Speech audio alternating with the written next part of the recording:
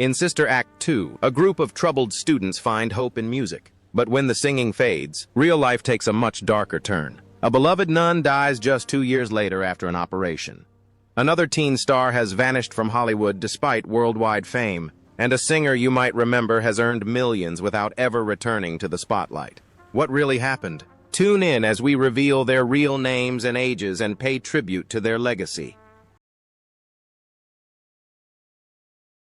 Lauryn Hill as Rita Louise Watson. Lauryn Hill was born on May 26, 1975, in South Orange, New Jersey. She was 18 years old when she took on the role of the rebellious but talented high school student Rita Louise Watson in The Habit, 1993, whose voice became one of the emotional highlights of the film Sister Act 2. That same year, she made her official debut in a major Hollywood film project. The success of Sister Act 2 opened many opportunities for Lauryn Hill, but it also thrust her into the spotlight of intense scrutiny, which soon began to affect her personal life. Her long and complicated relationship with Rohan Marley, with whom she had 5 children, was constantly strained by tension, media attention, and the pressure of raising children while also coping with worldwide fame. As her career with the Fugees and later with the album Miseducation of Lauryn Hill reached its peak, the pressure of expectations began to undermine her stability, transforming success from a refuge into a source of psychological strain. The marriage never materialized, but the strain of family obligations and exploitation in the music industry severely impacted her mental health. Lauryn spoke openly about feeling controlled by the music industry and emotionally drained. The stress manifested in canceled tours, sporadic performances, and extended periods of withdrawal from the public eye. Despite winning 8 Grammys and redefining hip-hop and neo-soul, her inner turmoil outweighed her successes, culminating in a high-profile tax lawsuit in 2013 that revealed years of financial and emotional instability.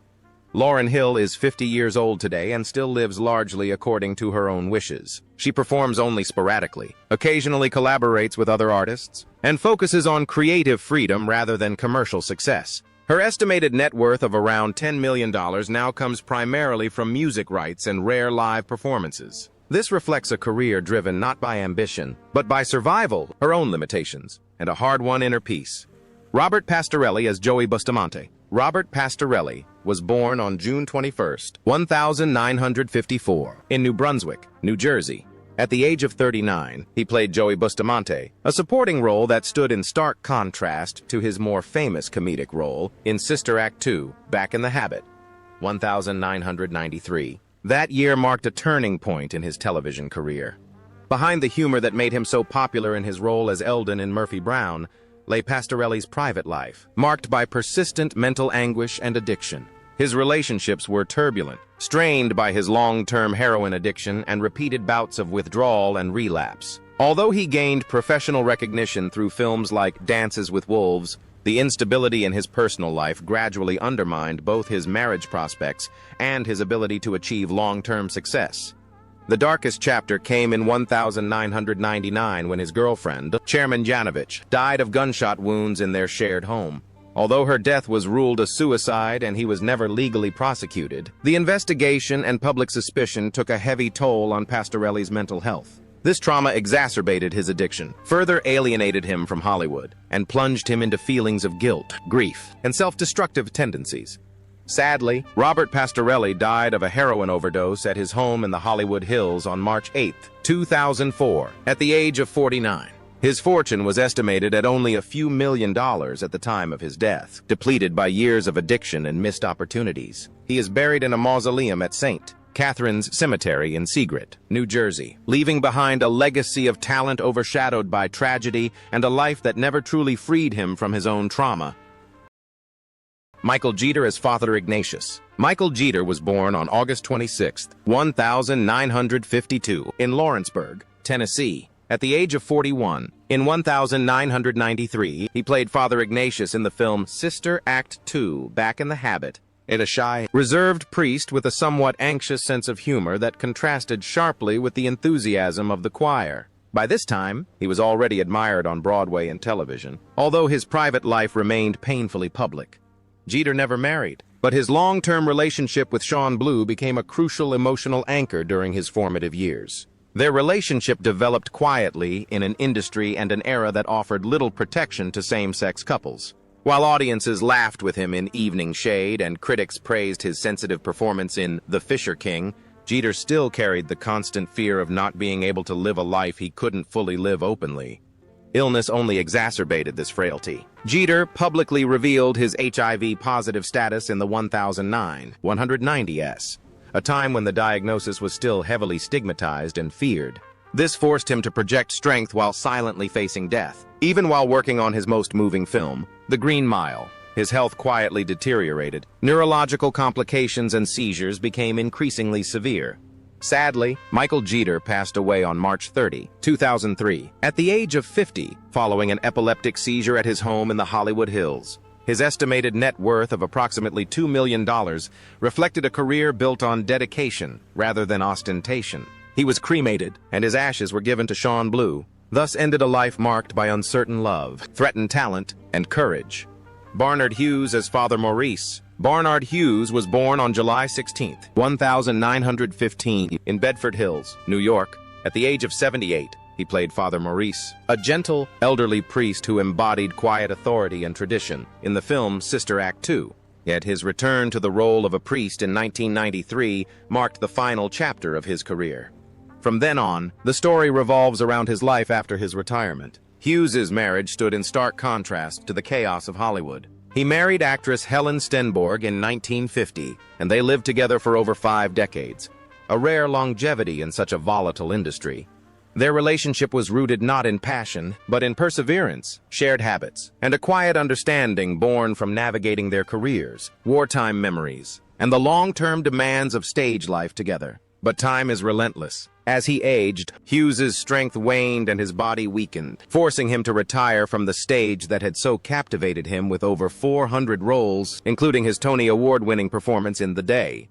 Sadly, Barnard Hughes passed away on July 11, 2006, just a few days before his 91st birthday, of natural causes. His estimated fortune was rather modest and stemmed primarily from his theater career, not from blockbuster films. It reflected a life he dedicated to his art, not to luxury. Whoopi Goldberg as Dolores Van Cartier, Sister Mary Clarence. Whoopi Goldberg was born on November 13, 1955 in New York City. At the age of 38, Whoopi Goldberg portrayed Dolores Van Cartier, Sister Mary Clarence, the rebellious singer who rekindled faith through her music. In the second installment of the Sister Act series, the film Back to the Gods, 1993, this role solidified her position as the emotional driving force of the series and proved her status as an outstanding star with immense charisma. But behind the success, personal difficulties began to take hold in her life. Whoopi married Alvin Martin in 1973, but the relationship failed due to immaturity and emotional distance, leaving her to raise their daughter Alexandria alone. Her second marriage, to cinematographer David Klassen, ended painfully after professional pressures and resentment seeped into the relationship. Her third marriage, to union activist Lyle Trachtenberg, lasted less than a year, reinforcing her later statement that she had never felt truly secure or fulfilled in marriage. Health problems and addiction left even deeper wounds.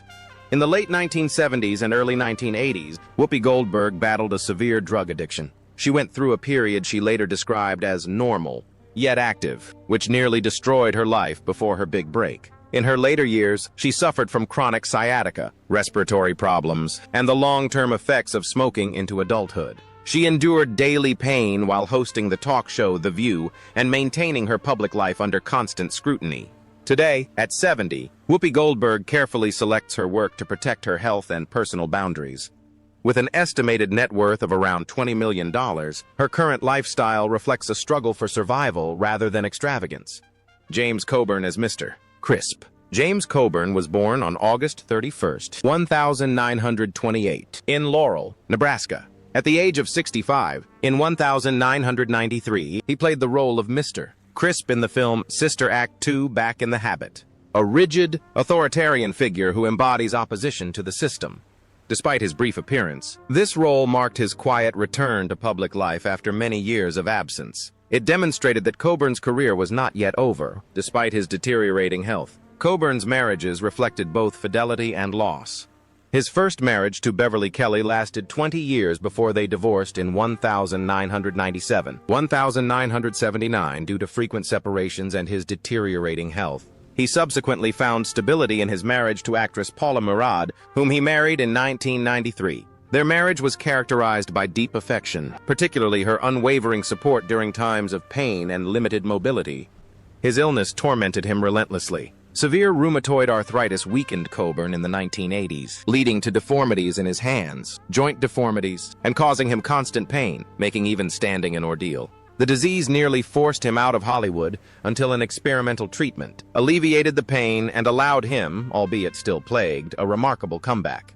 Sadly, James Coburn passed away on November 18, 2002, at the age of 74, following a heart attack at his home in Beverly Hills.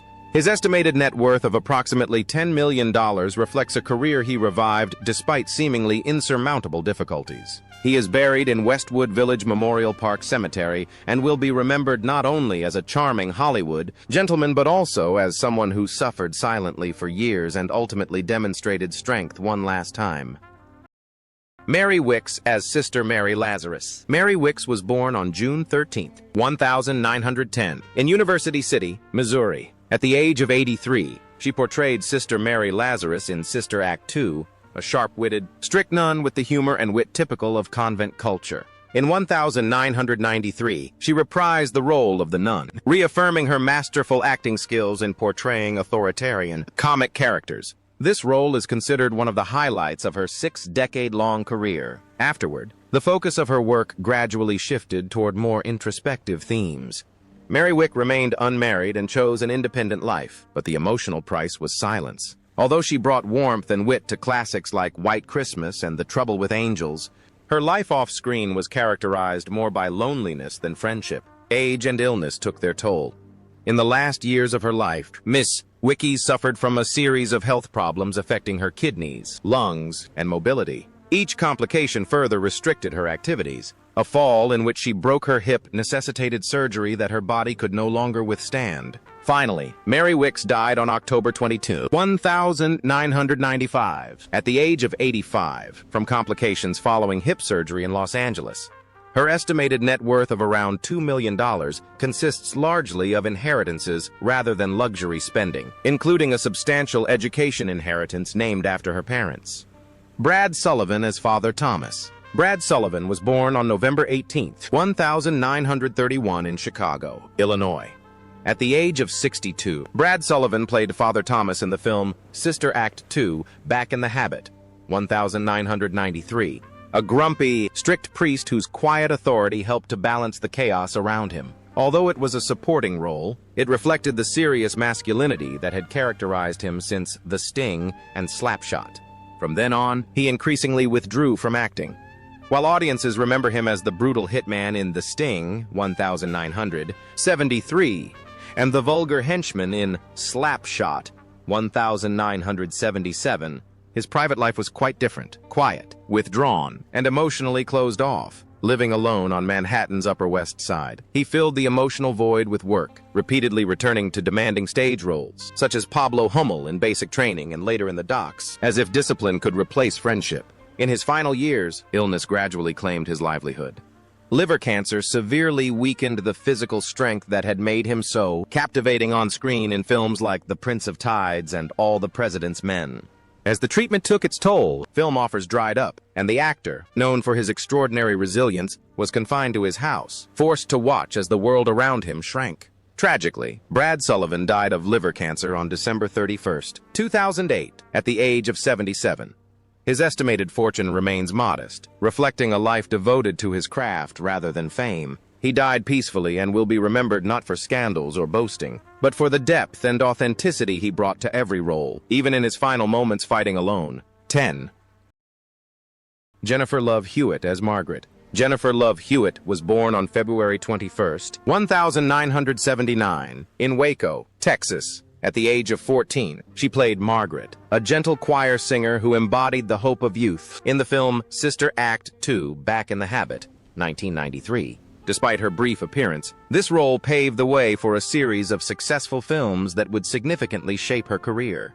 From then on, her private life became far more turbulent than her innocent on-screen image. After years of constant scrutiny of her relationships, the annulment of her engagement to actor Ross McCall in 2008 marked a profound emotional rift. And this at a time when her career was peaking thanks to films like Party of Five and I Know What You Did Last Summer. She later admitted that marriage often brings more pressure than security, exacerbated by the constant interference of the media. She only found stability years later, when she married Brian Hallisey in 2013 and started a family after long periods of emotional exhaustion and public pressure. The psychological strain of fame left its mark. Hewitt suffered from body shaming, anxiety, and constant stress, as her image was scrutinized in projects like Ghost Whisperer and The Client List. She struggled with physical stress, panic attacks, and later, serious health problems such as extreme exhaustion and postpartum complications, which forced her to repeatedly interrupt her Hollywood career just when she needed to move forward. Today, 46-year-old Jennifer Love Hewitt focuses on her family and continues to work on the television series 911. However, her estimated net worth of $22 million came at a high emotional price, one that few acknowledged during her early years of fame. Maggie Smith as the Mother Superior. Maggie Smith was born on December 28, 1934, in Ilford, Essex, England. At the age of 59, in 1993, she portrayed the Mother Superior, a wise and morally strong woman in a convent, in the film Sister Act 2, Back in the Habit. By this time, she was already an icon of the acting world, both admired and feared.